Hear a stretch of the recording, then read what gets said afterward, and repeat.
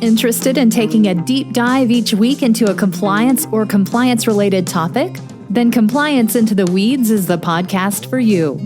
Join Matt Kelly, the coolest guy in compliance, and Tom Fox, the voice of compliance, as they go into the weeds to flesh out a story which you can use to better inform your compliance program. Both you and your compliance program will be the better for listening to this podcast. Compliance Into the Weeds is a production of the Compliance Podcast Network.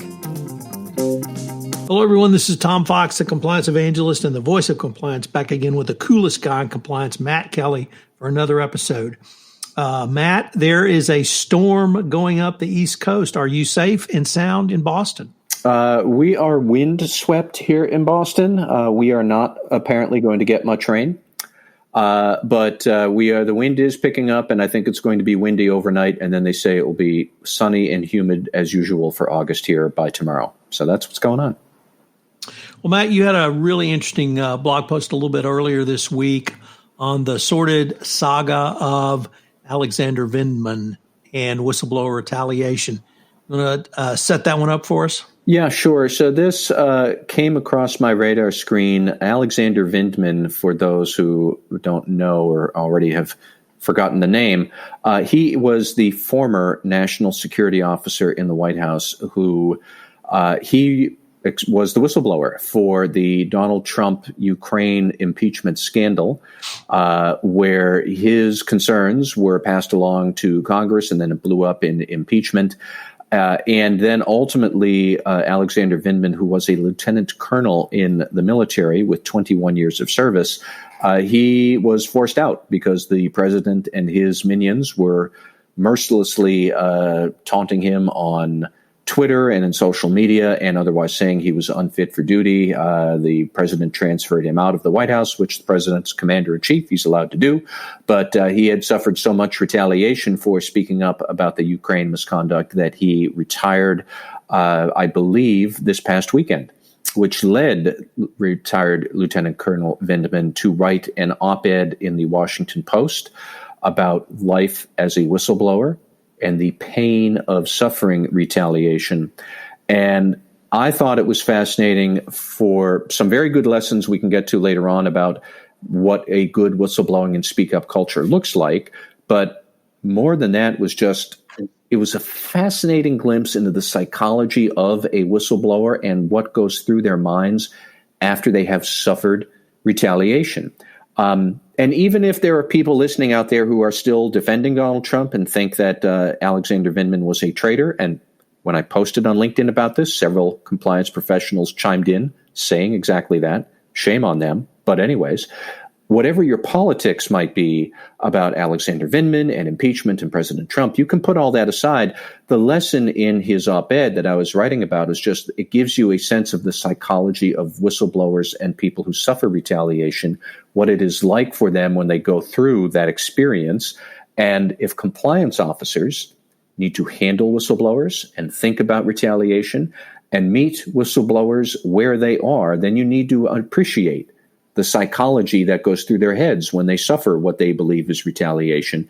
And it was a fascinating glimpse into that mindset. That's what Alexander Vindman gave us with the op-ed in the Post. So I'd recommend everybody read that. It was great material. Matt, what do you see as some of the highlights that he wrote about in terms of the psychology of a whistleblower? You know, the thing that struck me was how much that can be a transformative experience for whistleblowers when they suffer retaliation. It isn't easy to blow the whistle.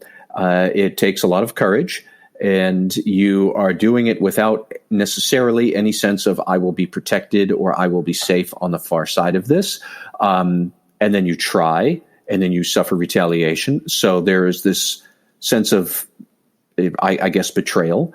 And I said that it is not a feeling that fades. On the contrary, this retaliation is a feeling that fuels everything else that you will do after that. It will change how you view your current organization.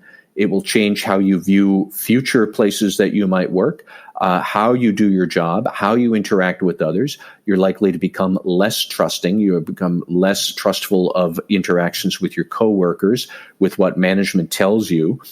And it's important to know that because compliance officers so often are struggling to convince employees that you can trust management when you say, please speak up, we want to hear about this. Most of them are going to be cynical and say no, and they're not going to believe you. And you have this constant uphill battle. And then when a whistleblower suffers retaliation, that confirms all the cynical beliefs that they had and everybody else who might be a whistleblower. They see this. So that's the sort of thing that you have to really appreciate and understand if you're going to conquer whistleblower retaliation. If you're going to convince people to have a speak up culture, you need to understand just how retaliation can put someone on a totally different trajectory in their life, their interactions with others, with management, and everything else. It's a terrible experience. And I won't go into details, but many years ago, I once spoke up. I wasn't blowing the whistle on misconduct, but I worked somewhere where I had to go to senior executives to say, this department head here is incompetent and they're going to wind up causing a lot of trouble for the organization. And senior executives fired me for speaking up because they didn't want to replace that manager. And I can still tell you exactly how I felt that day and how that has made me feel and how cynical you can be about senior executives. I know many compliance officers themselves that you probably can appreciate it too, because so many compliance officers have felt retaliation directly themselves. You could probably feel a bit of sympathy with Alexander Vindman in the essay he writes. And even if you disagree with his politics, like the sentiment of what he is trying to convey there, it is so important to understand. And I suspect many people could sympathize with him regardless of their politics. So my experience with that same issue, Matt, was it wasn't immediate retaliation. It wasn't immediately terminated, but it clearly took me off the leadership track I was on. Mm-hmm. So it was perhaps a little more subtle, but nevertheless, it was there. It seems like this kind of breaks down into maybe two areas. One is, how do you get someone to raise their hand or speak up? And then what do you do after they've done that? Are those kind of separate psychological states with the need for separate responses from the compliance professional, or do you see those as close to the same? I would see them as somewhat separate because, okay, question one, how do you get somebody to speak up and raise their hand? Ultimately, it will be incumbent on that employee to decide to raise their hand. Now, you can come up with a trusting environment and you can encourage them, but they themselves have to decide to do it because you, senior executive in the CCO suite, you probably don't know the misconduct that they do, and they're wondering whether to raise their hand or not. But it is incumbent on them. Now, your second part there was, how do you keep them protected? That is on you, senior executive, whether you're in the compliance function or some sort of corporate security, or you're even in the CEO suite or in senior management. But how you do protect them can be more nuts and bolts about how do you keep their identity private and shielded during an investigation. How do you keep somebody separate from managers who are under investigation, if that's where things are going? There's a lot of protocols that can be put into place to protect a whistleblower, but the decision to blow the whistle ultimately resides in the employee. And so that's more of a building the right environment for them to feel safe to speak up.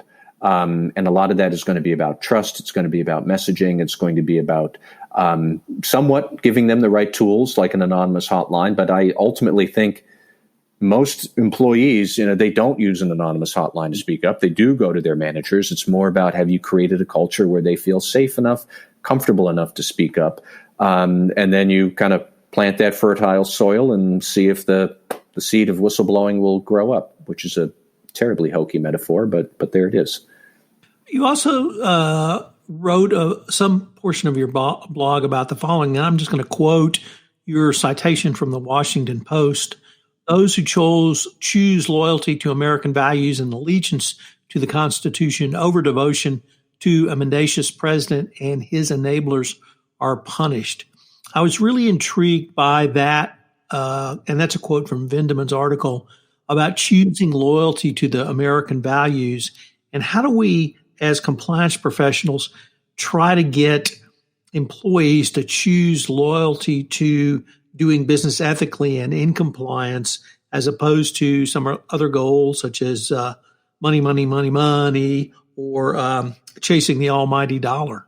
I think a lot of it has to do with executive leadership and CEOs setting a role model, and we can talk about that in a moment. But I just wanted to unpack what Vindman said a little bit more.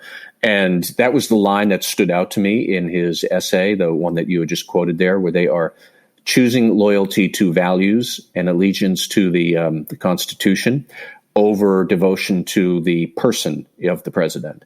And when we all talk about core ethical values and what the company stands for and everything else, like that's what this is. That is what this means in very practical terms, is that a whistleblower is expressing loyalty to a set of ideas and ethical values that are supposed to undergird the whole organization.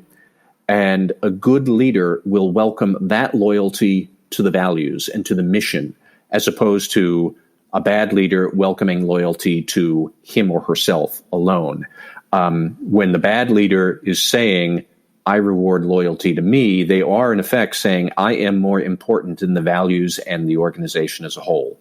And that's terrible leadership. I make no bones about it. I think President Trump is a terrible leader. I do think that he puts his own self-interest ahead of the Constitution and American values, assuming he even knows what either of those things are. But if you talk about a speak-up corporate culture and core values and commitment to a higher calling and all these fun buzzwords that we like to talk about in best practice land, that's what it really means. Vindman simply expressed it in the terms of his organization that he knew, which was the federal government, but the principles are the same in private organizations that have this statement of values and they have their ethical priorities that we put out in the nice glossy 10K report every spring and all that stuff. Really, the rubber meets the road when the senior executive, the CEO, says loyalty to those things is more important than loyalty to me personally. And that's the sort of message that you need to cultivate for a strong speak-up culture. When I say you need to cultivate, I mean you, the CEO, the chief compliance officer, can't do this that well. You can help senior executives do it, but they're the ones who have to do it because they are the ones who are responsible for corporate culture, not the CCO, not the head of HR. It is the senior managers and the board who are responsible for the whole executive management and day-to-day operations. Matt, there was another thing that struck me about the Vindman resignation, and it is that the U.S. Army and indeed the country of the United States lost not just a patriot and great civil servant, but literally one of the top thinkers in his craft and his profession. You don't get to the National Security Council with 100 IQ. And that, and if we could take that analogy to companies, if someone has the intestinal and internal fortitude to speak up, that's probably someone who's going to be valuable to your organization, so that by retaliating against Vindman, we've lost actually a very good Army officer. I agree with all of that. And I think that sets up another point that I had teased out in my analysis of all this was what I find most frustrating is that all of the stuff that we are talking about how good employees, thoughtful, careful, intelligent employees who care passionately about the organization tend to speak up and you want them.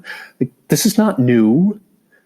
In one form or another, we have known about this for many, many years, even if we're not consciously aware that this isn't news. But one thing that jumped out to me, and I think, Tom, we've talked about this before, is the book Good to Great by management guru Jim Collins, which came out 20 years ago, and it profiled 11 companies that had been very good for a long while and then suddenly became fantastic for year after year after year, and what made them so special. I would recommend every student of organizational leadership and behavior read Good to Great. I'd recommend you only read the first couple of chapters because 20 years later, most of the 11 companies he flagged are now out of business or taken over. But what he said at the beginning is what matters, is that all of those organizations that really succeeded so well had what he called a level 5 leader. And there are different levels, and level 5 was the zenith.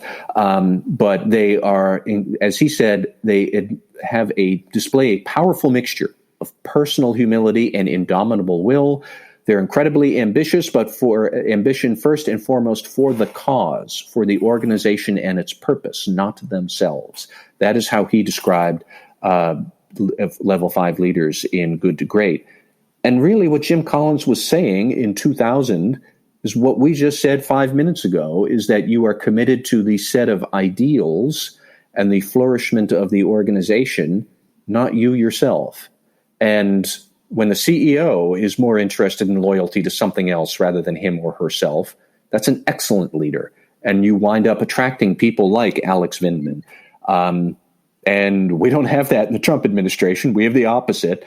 So yet again, the administration is giving us good examples of corporate ethics and compliance in the negative, and just do the opposite of what Trump is doing. You're probably going to be okay.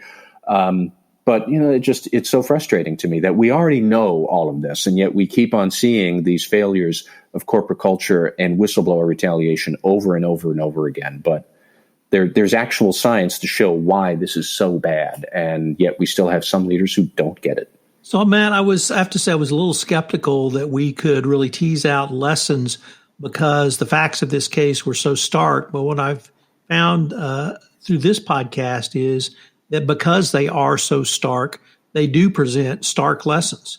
Whereas I typically think that the closer a case is to the middle or to the edge or to the line, that's where the lessons to be drawn are. But this one's so far afield, it presents really just night and day lessons, particularly when you have a whistleblower who articulates as well as Vindman did, and that gives you a sense of his intelligence and his gravitas as to his own psychology. So I think there really are a lot of lessons for the compliance professional in this story.